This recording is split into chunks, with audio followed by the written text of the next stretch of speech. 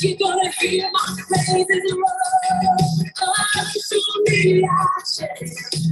You will rise. Death is defeated. The King is alive. I'm gonna say in the middle of the storm, louder and louder. You're gonna hear my praises roll from the ashes.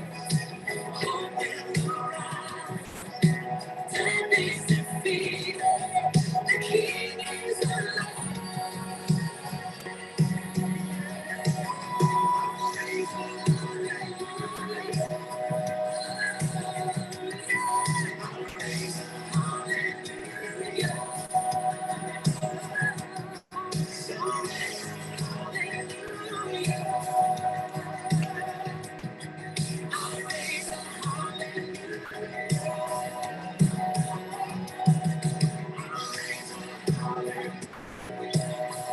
Even when I see you, even when I'm feeling your word, even when I'm seeing your word,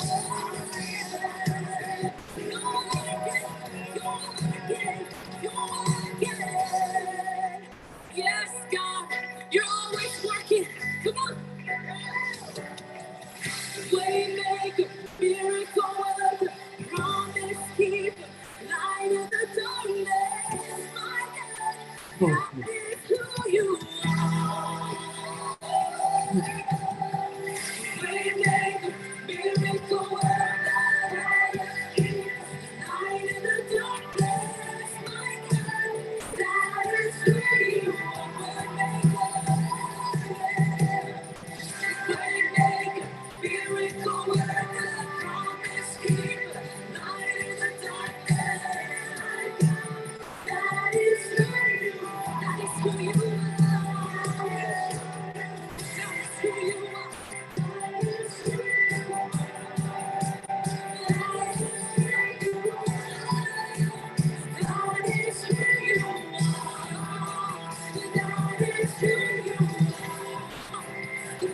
That is who you are.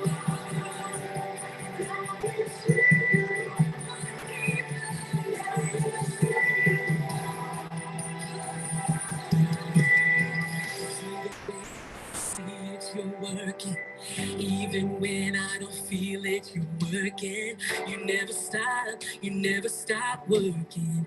You never stop, you never stop. Let's sing it out. Even when I don't see it, you're working. Even when I don't feel it, you're working. You never stop working. You never stop working.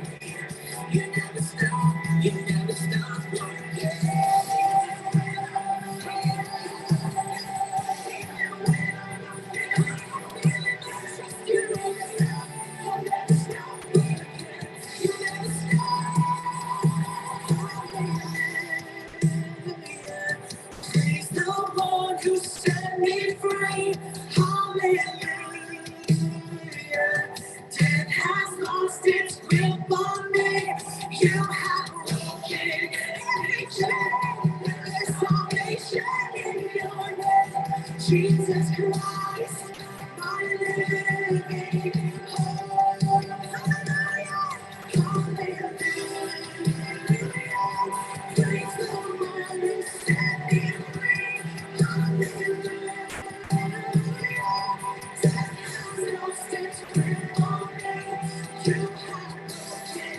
Jesus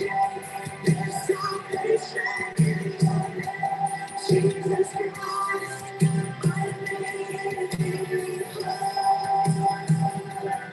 Jesus Christ,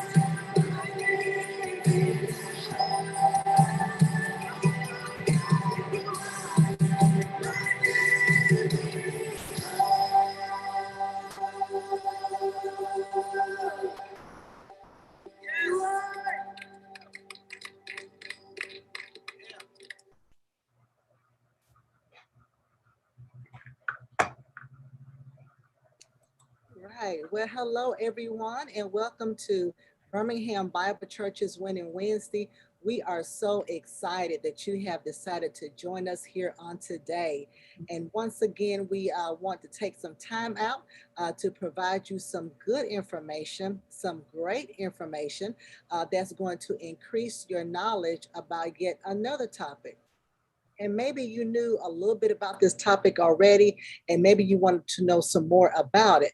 Well, that's what we're doing right here on Winning Wednesday. Of course, we are giving you information, but we also want to create some wins in your life, in your finances, in your bodies, in your minds, in your relationships, and just so much more because we want you to win. We want you to win because if God is doing it for our neighbors, then we are in the neighborhood and He will do it for us as well. And so, here in the month of November, it is American Diabetes Month. And Birmingham Bible Church, we want to do all we can to increase your awareness of it, help you learn how to detect it, and even how to manage it. And so, we want you to take charge of your life and take charge of your health. And so, this is for those of you, of course, if you have family members who have diabetes, you want to be informed as well so that you will know how to take great care of them. And now I know that this is going to be a difficult topic because Thanksgiving is coming up and Christmas is coming up. And so you don't want me to mess with your sweet potato pie and your pound cake and all that good stuff. But you know, moderation is the key. You know, we've had some other speakers come on and talk about that. But we have Dr. Miller on today. He is a medical doctor from the area of Macon, Georgia. He's going to give us some good information on the topic of diabetes. So listen, we want you to share this information. We want you to tell somebody about this broadcast. We want you to text somebody. If you're working with someone right now, we want you to tap them on the shoulder and say, listen, you need to listen to this information. And so we present to some and introduce to others Dr. Conrad Miller, physician in Macon, Georgia. Hello, Dr. Miller. Hey, good afternoon. How are you doing today? I'm doing great. How are you all doing? Oh, we're doing great. Blessed and highly favored. Thank you so much for asking. Awesome, awesome. So listen, I know that you're a physician in Macon. Can you tell us the name of your practice in Macon, just in case somebody is listening from Georgia and want to come visit? Okay, all right, thank you. It's Miller Family Practice. We're on Forsyth Street, right on the edge of downtown Macon, Georgia. I've been in this location right around 11 years and in practice in Macon for around 16 years. Okay, awesome. That is wonderful. All right, so Dr. Mill, tell us what diabetes is. What is that? And the older people call it sugar. My sugar is high. Uh, Exactly, exactly. what is That's diabetes? right. That's the old term, although, like a lot of kind of those older terminology things, there's a bit of truth to it. So, diabetes in all types and forms is the inability to appropriately process sugar. More specifically, we mean glucose, which is the body's main fuel source. And we're going to probably end up talking about this a bit more as we go through some of the questions on that list you sent me. But short version is glucose is the fuel or the gasoline that all of our bodies need to function. Although there's some kind of alternative fuels that the body can also use, but glucose is the preferred fuel. And if your body is not processing sugar within the bloodstream, glucose within the bloodstream appropriately, and those levels end up being high uh, at intervals in between meals, then that is a situation of glucose intolerance, and that leads to diabetes. That leads to high levels of blood sugar, which leads to the disease process known as diabetes. Okay. And so, what are some symptoms that someone will show if they are diabetic? Okay, so a diabetic that is hidden from them, they don't know about it, they're not diagnosed, or a known diabetic who perhaps is not on the best medication or is not adhering to diet might have symptoms of fatigue. They might have dry mouth. They might be urinating frequently. They might have discomfort with urination. They might have poor healing of wounds, a simple cut, cutting themselves in themselves shaving or scrape on the knee might heal very poorly, secondary to blood sugar elevations. They might be more susceptible to certain infections. So they might have skin infections or rashes or fungal infections that might be more prevalent or harder to treat because of this undiagnosed diabetes. And let me ask you this. So, a lot of people, are probably wondering, why are we talking about this? But tell us what can happen if it is left untreated. Okay, diabetes, because again, it can cover so many subjects, but anything involving large diameter blood vessels, all the way down to small diameter blood vessels, could be affected. So, because blood sugar, one way your body might try to manage it without medication is changing those sugars into fats. Um, that could happen. That could lead to high cholesterol levels. That could lead to hardening of large arteries. So those large blood vessels being like the aorta, clogging that up. Small blood vessels like the eyes and the retina.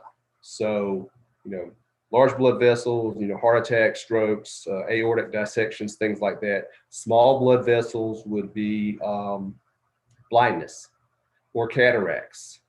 Medium-sized blood vessels, coronary arteries, coronary artery disease, heart attacks, sexual dysfunction, especially in men. The diameter of coronary vessels is about the same as other vessels in other parts of the body, so that could lead to erectile dysfunction. Um, Damage to the nerves, especially the smaller nerves. So we often have people complain of neuropathies. That's usually of small nerves, especially in the extremities, hands and feet, but feet being the worst. And of course, the blood supply to the feet is just worse than any place else in the body, because that's the furthest point in the body from the heart.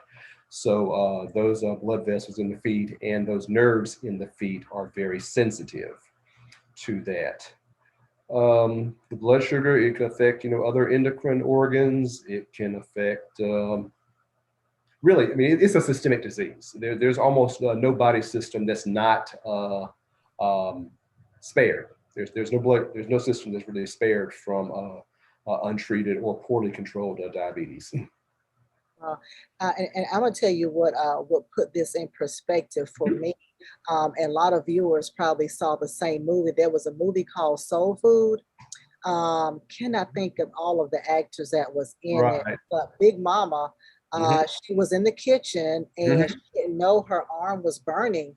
And they were like, Big Mama, your arm is burning. And she said, I'm just gonna put some salve on it. And they said, you've been taking your medication. So when her diabetes got out of control, that's when she wound up in the hospital. They had to amputate one of her legs. Yes. But a prime example of, if left untreated, it can attack, like you said, those small blood vessels. I didn't think of it as a systematic type of that it affects every system of your body.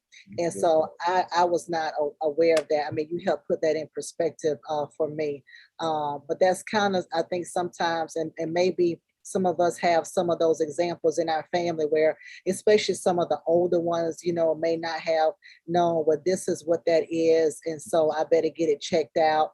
And probably for some, just they may not trust the doctor, or don't want to go to the doctor because the doctor gonna give me bad news or whatever. But this is a segment, y'all. So if you're experiencing any of these things, this is the time for you to go get tested. Which brings me to another question: how can you test to see if you have diabetes? What should one do if they don't have the little instrument at home? What should they do to get it tested? Okay, well, glad you asked. It's screened on almost any physical exam. So if you're going to your doctor on any kind of regularity, and we're going to hope that most of our viewers have some sort of insurance. Those annual physicals are, if not free, then at least incentivized. So some people who are employed, their jobs will actually give you incentives or bonuses to go ahead and get that physical done. And that physical would include the lab work. For people enrolled in most managed type of Medicare plans, the physical is something that they, meaning the insurance company, seek and pursue the doctors to perform. And so, if the patient is not getting them, usually the insurance company or representatives of the local hospital or the local accountable care organization are contacting the doctors and the patients saying, get these physicals done. So like today, we're inundated with physicals, or this week we've been inundated with physicals for people that haven't gotten things done during the year, and then we're trying to catch up before the next Medicare year, which of course will be January 1. So anyone who's getting their physical or anyone who's eligible for a physical, which is most of us, can easily be screened for the diabetes by just showing up for the physical, coming in on an empty stomach, but drinking a lot of water so that blood can be drawn, and you won't have to make a second trip to a lab or back to your provider for the blood to be drawn. Okay. And then also talk about, I know you can do the finger prick, but talk about the A1C for people who may not know about that, how that really is a good indicator of, where your blood sugar has been. Okay, all right. So you mentioned the A1C. The A1C is the lab test we use to track a known diabetic. It's also used to follow, it's also used to diagnose previously undiagnosed diabetics. You might recall from when you were expecting, you had to drink the super sweet soda, the 3-hour glucose tolerance test. That used to be the diagnostic test for diabetes, and it's still used in assessing for gestational diabetes. But as a screen for diabetes, it's the A1C, and the A1C is basically based on the fact that red blood cells live about 3+ months in the bloodstream once they finally get excreted from the bone marrow, and they're a functioning cell. So they live about 3 months, and as they travel through the body, they get coated with stuff, including sugar. So when you draw that blood and you run that test, it's basically a barometer, a gauge of how high your blood sugars have been the previous 3 months. So they can tell that by how much sugar is stuck to the cells. And there's a range below which the person is considered non-diabetic. For all intents and purposes, that would be less than 5.7%. Some labs might start flagging it abnormal at 5.7. Some are going to wait till 5.8 and flag it abnormal. But depending on where you are, it's probably going to be right around 5.7%. And that 5.7% corresponds to a blood sugar of about 110, roughly. And all those numbers actually, all those percentage numbers of A1C actually correspond to a blood sugar number, which would be that number you'd get on your little portable glucose machine. So I've got a scale in this room that I'm in. So 7%, corresponds to about 170 milligrams per deciliter of blood sugar, and 7% or less is the goal for a treated diabetic. And so if you roll up to 8%, is 205 milligrams per deciliter, and pretty much everyone knows that's a high number. And if you roll it up to 9%, it's 240 milligrams per deciliter, and that's just high. Now that's a bad number. And of course, it goes higher and higher. This scale goes to 12%, which is 345 milligrams per deciliter. But I've seen people be diagnosed with A1C of around 15%, and their blood sugar was 400 or 450 or so at that time, and they were in a serious state. Well, and let me ask you this: when it comes to children, I remember years ago we had a girl at our church, and she was diagnosed with it at a young age. And so I know, you can talk about the type 1 and type 2, but how will we know if our children having these symptoms? Because a lot of times, kids, they're just running around. They're not really saying, if they if they get tired, that may not be a symptom of theirs, but Mhm. how can we tell if our children, or should we start testing for that at a certain age? Definitely. How can we detect diabetes in children? Okay, all right. Well, detection is still a blood sugar test. And the criteria, and unfortunately, because I'm family practice, I don't see a lot of kids. I don't know what the Pediatric Association guidelines are, but I'm sure they've got some age-based guidelines, and I know they have guidelines based on that child's growth charting, where they are height and weight for age. So that child, that might be a little chunky or a little tall for size, tall for age, or wide for age. When I was a kid, if you wore the husky clothes, that would be the larger, and I'm showing my age by saying husky, but those would be kids that might end up getting screened a little earlier. I do think if a parent has any concerns, and maybe they don't understand what the guidelines are, just ask your pediatrician. Just ask for the finger stick, and get it done. And then of course they will adjust based on what the findings are. So whenever in doubt, I think any parent, I think any concerned patients should just ask. So even if I may backtrack, if it's not time for your physical, or if it's a person who for some reason may be afraid of blood draws or whatever, but they have the concern about diabetes, just ask to be screened. That's good. And you said for the finger stick, what's a good number? Did you say 110 or something like that? Um, a fasting should be less than 100. Less than 100. But for a person who has not had anything to eat, any real calorie intake within 2 hours, then really anything less than perhaps 115 or so is perfectly acceptable. Okay. Okay, good. Okay. And then what kind of genetic factors can lead or contribute to diabetes? Okay, well, definitely family history. So, if you know you've got individuals in your family, especially those that had type 1 diabetes, then that does put you at a higher risk for diabetes. Now, type 2 is a little more problematic only because there's such a large environmental factor to type 2 diabetes.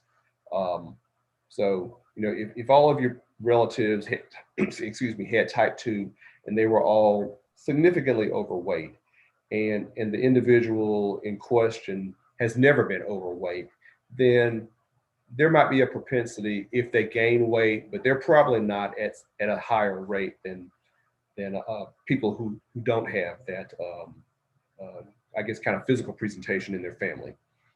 Of course, we know there are other environmental factors. We know that people living maybe in urban areas, people living in a food desert, so there's not a real grocery store around, or people who live in areas where there's a high amount of environmental pollution, um, any of those toxic Superfund areas. I don't know if there are any around you, but there are definitely some in Georgia, but there are probably some somewhere, and you're nodding, in Alabama. So any of those places where there are known major toxins and contaminating, usually an urban area, usually an area where people of color live. Those might be people who might have a higher risk despite being of a normal body mass index. People who previously had gestational diabetes tend to have a higher risk for developing diabetes within the next 5 to 10 years. So, clearly when a woman is developing and growing a pregnancy, there's a lot of weight gain. Some of that weight gain, is of course necessary for the healthy development of the baby. But sometimes, depending on the type of calorie intake, the type of foods that she's consuming, or her genetics, that person might have elevated blood sugars. And those elevated blood sugars, if it is extreme enough, could be considered a gestational diabetes, and might require treatment during pregnancy. Um, we pray that there's a healthy delivery, and after that delivery, those blood sugars return to normal. But that patient, that mother, should continue to watch her blood sugars, even years after that delivery, just in case um, diabetes does develop. So that person is at a higher risk than a mother who did not have gestational diabetes. And I want to piggyback on what you say. It's so important to know your family history Yes. about stuff like that. In my family, so diabetes runs on both sides. Mhm. And my mom, she actually developed gestational diabetes with me. Mhm. Now she's in her 70s, but she's got a look, it's creeping up, and so she has to monitor it. She's in the Mhm. monitoring phases. Okay. So I always make a point to watch it and go to those annual visits. Mhm. Um, I was borderline gestational diabetes. I didn't have it full blown, so Right. they didn't have to do anything, but it's so important, viewers, to know your family history. And if you don't know your family history, you need to make sure you're getting all of these tests and all these screenings done. Yes. So, Definitely. yeah. And so, what are some lifestyle changes? You know, I talked about Thanksgiving and Mhm. kind of stuff coming up, but what's some lifestyle changes that we need to incorporate to make sure that our diabetes is under control? And how do we get our family members on board with it too? Okay, all right. That's a two-part question, but a very good question.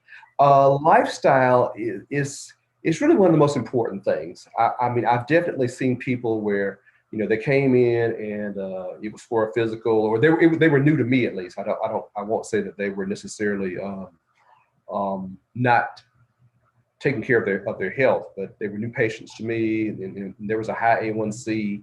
And some people have kind of taken the bull by the horns and made dietary changes and exercise changes, uh, which did not necessarily result in a huge amount of weight loss.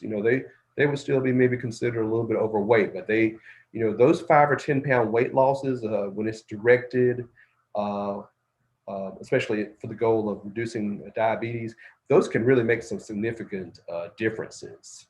Um, and some of these people were able to be controlled by one medicine, or even be considered a diet controlled diabetic, where their blood sugars, their A1Cs are fine.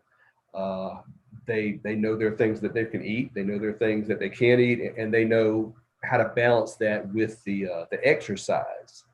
But I mean, one of the best things you can do as a lifestyle change is look at what you drink, because if you drink one 12-ounce soda with sugar per day, that pans out to be about 10 pounds of weight gain over the course of a year. So that's just soda. So I'll often ask patients, would you rather eat your calories or drink them? So very first thing is, don't mind the brand, but water. Hopefully you're somewhere where you can drink tap water, but water filter, bottled water, water. And then they'll say, well, you mean water with to make lemonade? No, water. You mean sweet tea? No, water. I guess if you want some unsweetened tea, but we're talking totally at this point about uh, a beverage with 0 calories that your body actually needs. And of course, the water will help flush things that you don't need, like the extra sugar, like the chemicals in the food, because we've already talked about food deserts and processed foods and all these things that sometimes we have to eat to keep going, but no, we need to be eating several servings of vegetables. So water is actually what I mean by water. Right. And I guess if somebody wants to have something in water, then there's those little 0 calorie little packets like Crystal Light or something Right. that they can put in it. So if they want to have a little taste in it, and Yeah, it that's true. have calories. Yeah. But you could just as easily squeeze a little bit of lemon in there, or chop up some cucumbers, have some cucumber water, pretend you're at the spa. Okay. That's Like, good. Yeah. because all those little packaged things, those are all chemicals. I mean, if you're getting that lemon flavoring, you could just get that lemon juice in the little plastic fake lemon, and squeeze a couple of drops of that in there, and that'll last you a while. Or the lime, or chop up a couple of slices of cucumber and put it in your water bottle, and keep drinking that throughout the day. That's a Uh, good point. Or fruit, strawberries, or whatever. You're right. That's a good that's point. true. Orange You can spices. you can chop up the strawberries and do the exact same thing. But the other thing you said is as far as lifestyle, of course, you and I, we're doing a Zoom call and all right now, so we're kind of sitting, but getting up and moving around. So when we've got those jobs and we're sedentary, and your person, my patients at the call center, and they're on a headset and making and taking calls for a long period of time, can you get up and walk around?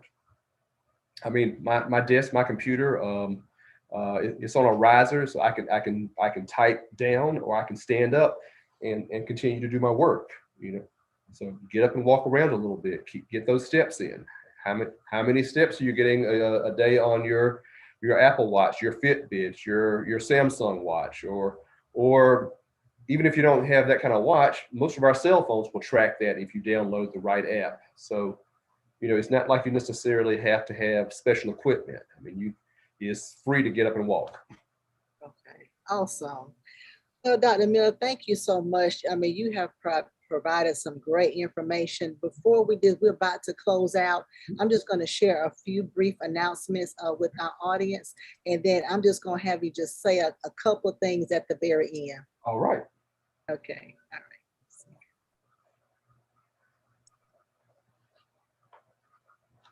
All right. Well, thank you everyone for joining us on today. Of course, our theme for this year is Reconstruction 21. We are believing God, He is going to reconstruct everything in your life. And on today, we're talking about reconstructing your health. So make sure you share this information with someone that you know and someone that you love. Of course, you can watch us various ways. We're on YouTube, we're on Facebook, we're on Twitter, and we are on Instagram. And then, of course, the church has an app.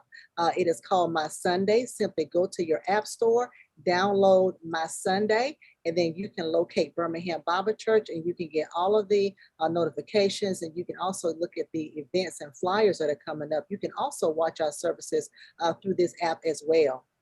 You can also receive text messages. Text BBCWW to 94253. Text BBCWW to 94253 to receive text messages. We also have a business directory. If you would like to be a part of it, please go to our website to register at bhambc.org.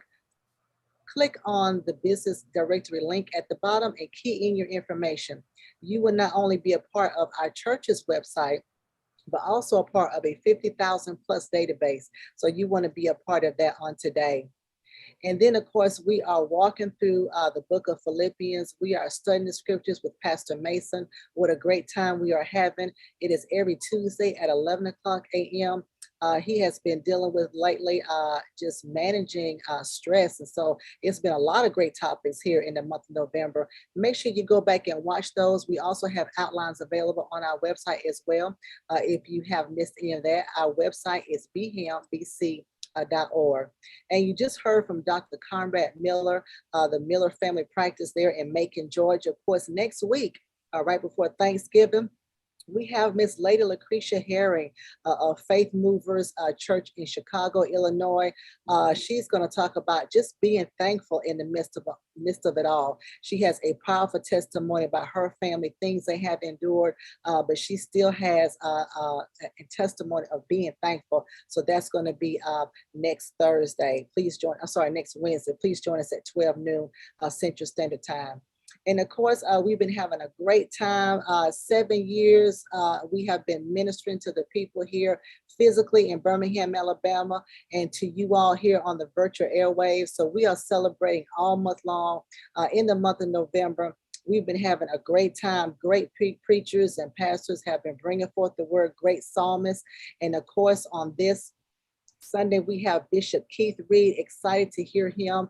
We have guest psalmist, Pastor Jennifer Carner. She's going to do a magnanimous job. Of course, every time we meet, we are also asking people to sow in sacrificial gifts, sacrificial seed in increments of 7 for 7 years of service here in the area. And we just want to take this time to thank everyone who participated in our drive-up service. We gave away turkeys, we gave away produce, we gave away diapers. Such a great time that we had at our monthly drive-up service. Thank you for all those who set up, who went and picked up things, who made sure you served things with a smile. Thank you so much for packaging things. So we just want to thank each and every one of y'all for doing that. And thank you for your contributions. Thank you for contributing to this great effort. Our prayer room call is every Monday, Wednesday, and Friday at 6 a.m. That number is 727-731-0433. Great time we're having every Monday, Wednesday, and Friday at 6 a.m. Please join us during that time.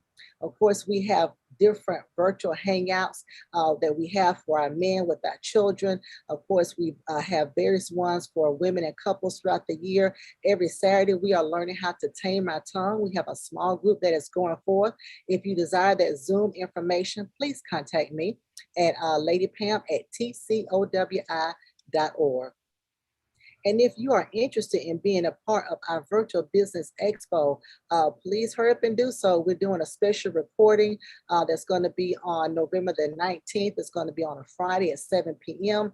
And then we're going to showcase it on Small Business Saturday, which is always the Saturday after Thanksgiving. So if you want to be a part of that recording, please contact me at ladypam@tcowi.org. Thank you for your generosity. Thank you for how you continuously give towards BBC. There are various ways you can give. We have Givelify. Search for Birmingham Bible Church. If you have that Givelify app, you can mail your tithes and offerings in P.O. Box 360321, Birmingham, Alabama 35236. You can give via text 205-289-1938. Simply put a $sign in the to spot, and then of course fill out the registration form, the amount you want to give, and it is very easy from that point on. We have Cash App at BHAMBC, and we have PayPal at bhambc.org. And your continuous gifts help us to give towards our 11 Compassion International children. They are so precious. They are doing wonderful. But because of your gifts, we are able to provide for them food, medical supplies, Christian counseling, their educational needs, and their physical growth. And your gifts also help go towards our land, our future. Thank you so much for sowing sacrificially towards this. We are believing God for a land here in Birmingham, Alabama. Of course, we want to do it debt-free, as we have always done ministry debt-free. So thank you so much for that. We have some pictures here. We actually went inside and looked at what they're doing. Powerful testimony we've been talking about for quite some time now, how just not too long ago, we actually went on the property, actually talked to the gentleman.